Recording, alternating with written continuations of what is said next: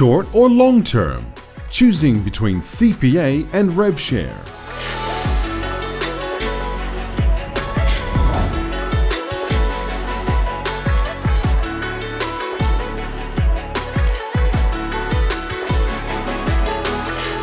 Hello everyone. Thank you SiGMA for this wonderful opportunity and with a very controversial topic.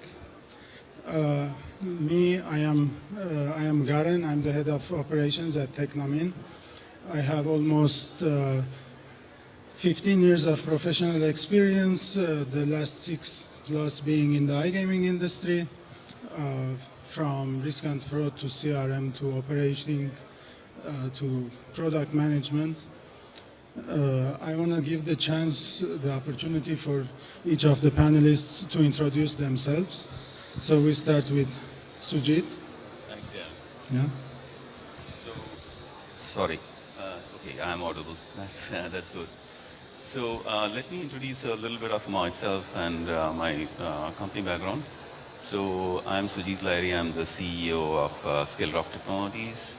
I have 35 years in the industry and 20 years specifically in lottery and gaming. I come from India, where our development centers are located. We have about 100 people focusing in the Indian market and about 200 people, focusing and supporting about 29 clients all across the world.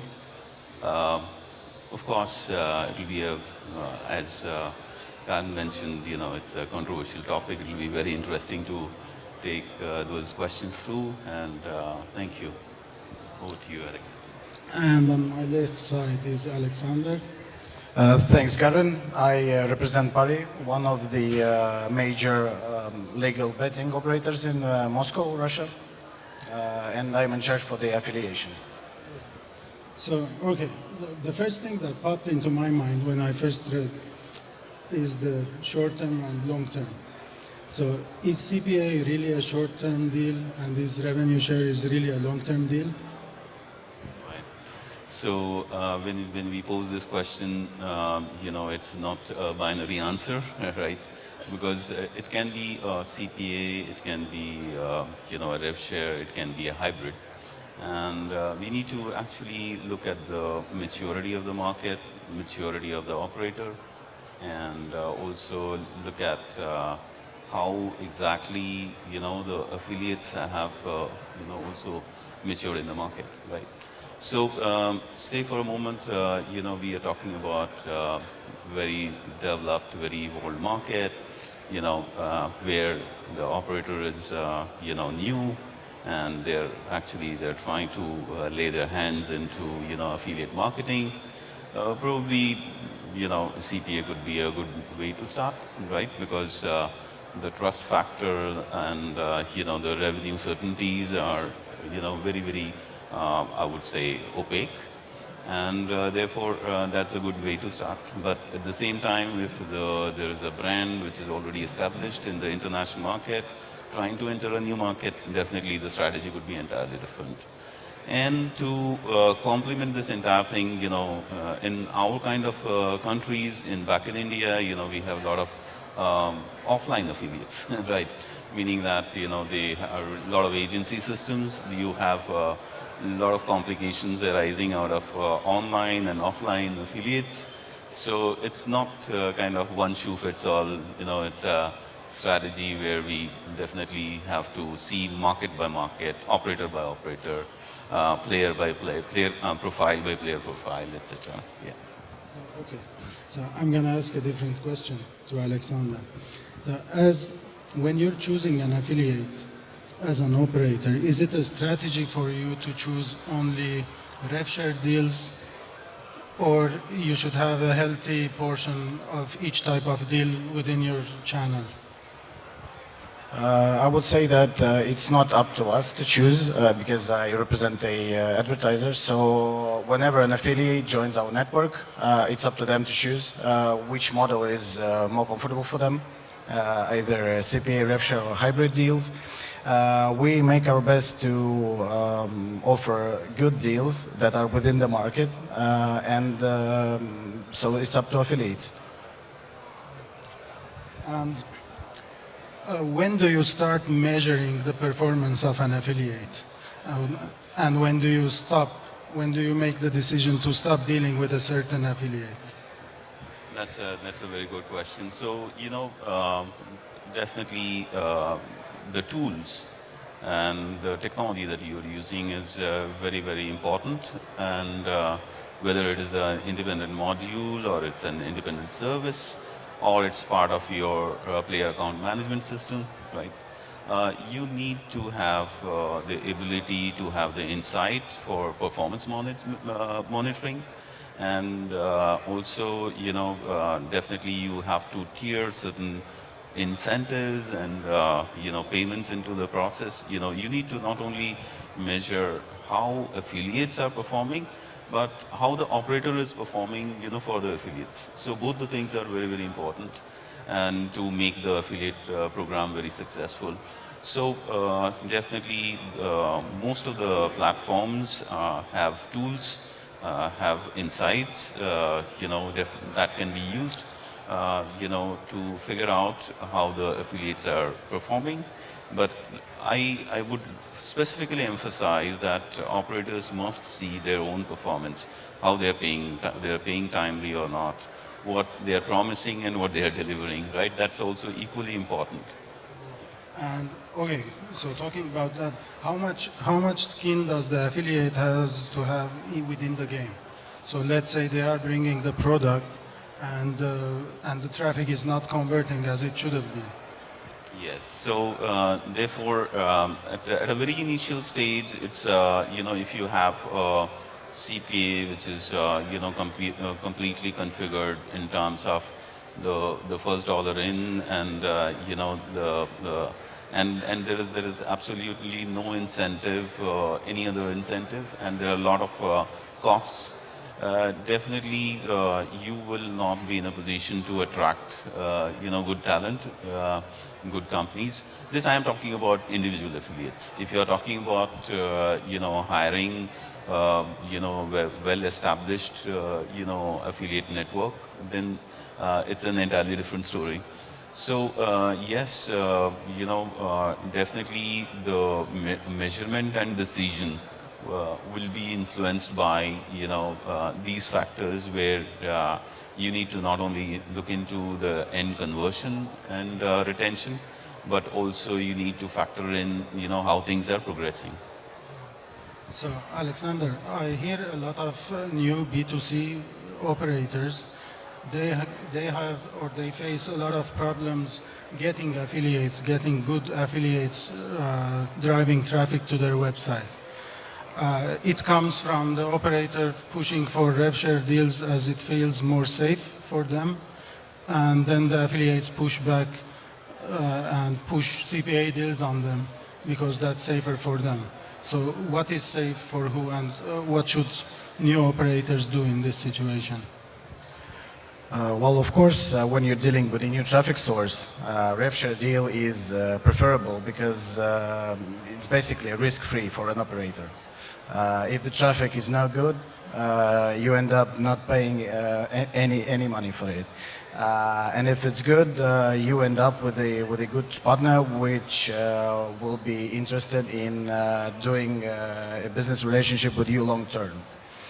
But I think it's up to the traffic source also, because when an affiliate is buying media, he needs cash here and now to go on with his media buying, and that's why guys that do like Google and Facebook, they prefer CPA deals to get the major part of the earnings back into the business to drive more leads, to grow volumes. So to summarize that answer, what are the main factors that you consider when you are choosing an affiliate?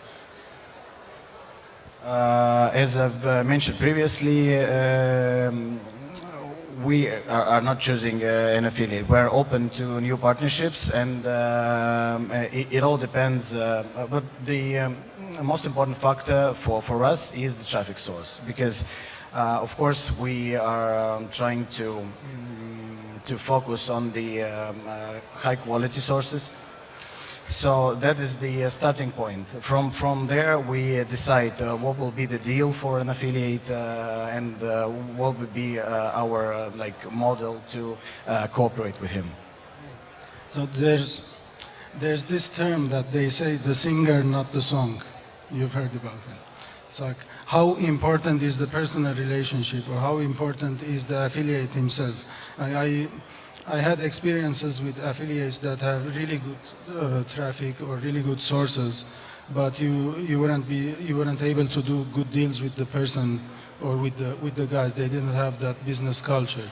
So how important is that? Of course, in any business, is driven by people, and having a personal touch definitely matters quite a lot. But how to scale it? How to make sure that, you are able to practice personal touch at a mass scale, right? So what I say is like, you have a very important step where you don't want any misuse of your, I would say, relationship, to also, be taken care of. So know your customer, like, you have to know your affiliates. You have to know who they are exactly, okay? And what they are doing, the performance part of it.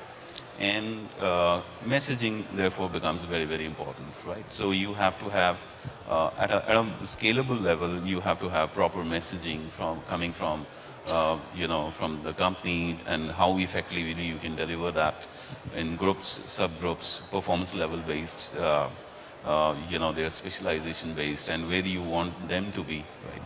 So communication is the key, right? So you definitely have to communicate effectively and at a very major scale. Second very important thing is to organize various meets, recognize the top performing ones, so you have to, incentivize, the good performance. And your software should be in a position to identify who are your best performers and support the plan. Another very, very important aspect is to provide them constant updates about your product, about what they are supposed to do, right, and about your good practices. So definitely, keeping in touch with the affiliate is key to your success. Yeah, this is a really good point. I really want to hear your point on this as well.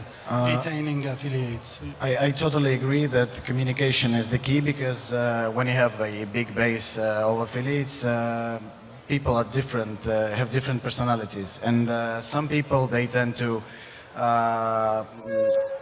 they always ask whenever you have some new creatives, some new landing pages, what works best, and they ask you every day. And other type of people, they just they get the link, and then they're gone for months. They just get their payments and they don't communicate with you. So it's a very good idea to create like channels of communication. It can be an Instagram page, it could be a Telegram channel where affiliates will get a new info about your affiliate program, about new creative options, about new landing pages without directly asking you. So yeah, making a push notification channel for them to get all the knowledge, all the new cases. Yeah. And talking about the life cycles of affiliates. So we were talking about this before the panel started.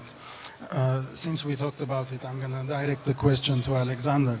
So we were talking about operators should have the same strategy they have on their players in terms of life cycles, in terms of monitoring them from the start of their life cycles to the end. Similarly on affiliates. I would say that it's a very good point because the life cycles of RevShare affiliates tend to be much longer and higher than of the CPA affiliates, because some of the CPA channels, first of all, it's a very competitive market. So other affiliate working for some other advertiser could launch a campaign for the same targeting, and your CPA affiliate ends up with no traffic at all. While for RevShare, of course, it's a super competitive market as well for the SEO websites that drive traffic to operators, but they tend to be, I don't know, somewhat more stable. So from my experience, our RevShare affiliates stay with us for many, many years. And how long do the CPA affiliates stay? Some of them stay for many years too, like 2-3 years, but the traffic that we get from them, it's not always stable. Like with the major CEO websites, I can say that there is 90% probability that this month I get 500 FTDs, next month I'm gonna get 500 FTDs too. And with CPA, things tend to happen. So, Okay. And Sujit, what are if we talk about all types of affiliate deals, so this is CPA, RevShare, and the hybrid ones, what are the main risks, what are the main risk factors that you should consider before doing any deal? So, like any business, definitely the affiliate marketing business also, has several risks. From the operator's perspective, definitely the risks are in terms of, because you have a lot of costs associated, and you do tend to have, like Alexander talked about, some agencies have a lot of, undue advantage in terms of media buying, right? And that leaves some organizations, starving for the traffic. Okay, so definitely when you're talking about at the agency level, you need to have that perspective, and also there are certain markets which have certain degree of cartelization. Okay, so I'm sorry to use the word, but that's the truth. Okay, so the operator has to be very, very conscious about these, and that's one high-level risk factor. At the level of individual affiliates, definitely, as I mentioned, knowing your affiliate, having a proper identity verification, etc., are very, very important. Because what tends to happen is that certain amount of collusion between players and individual affiliates in some markets cannot be ruled out. So therefore, definitely your, RevShare mechanism or CPA mechanism definitely have to have those qualifiers that, what makes, a qualified, what makes them qualify for, their commissions. So definitely these are some of the major risk factors.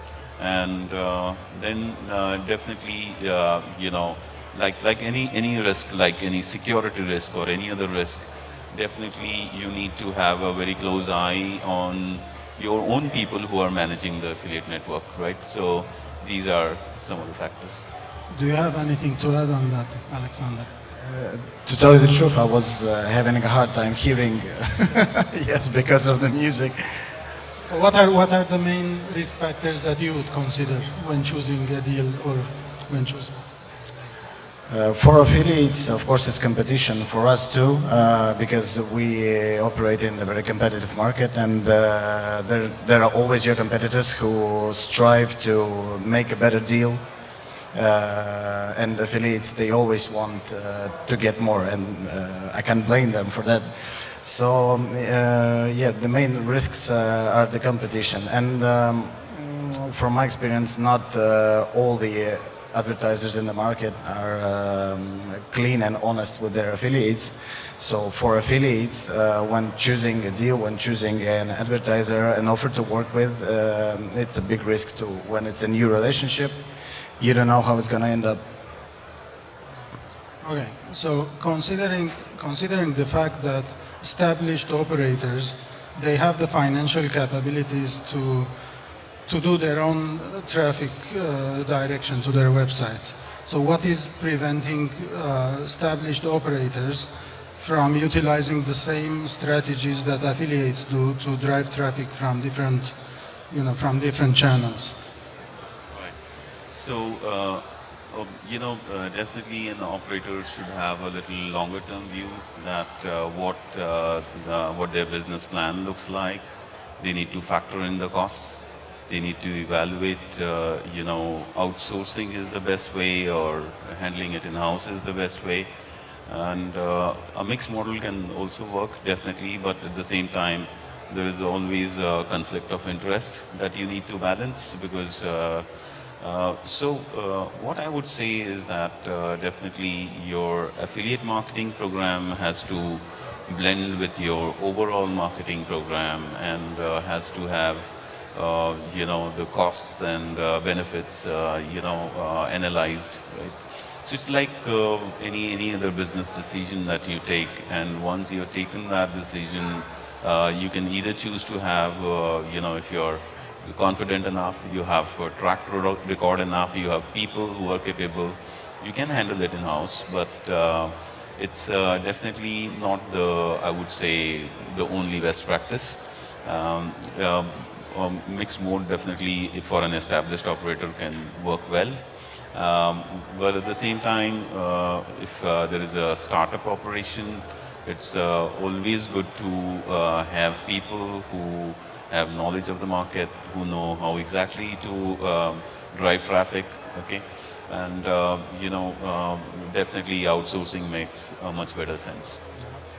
What are your thoughts on this, Alexander? I would like to say that it's a very good point that your affiliate program has to correspond with your major marketing plans, and you can always choose which traffic sources do you accept for your affiliate program, and this way you can separate with the traffic sources, with the types of media that your media buying team works on, and with all the other traffic sources you can let your affiliates run.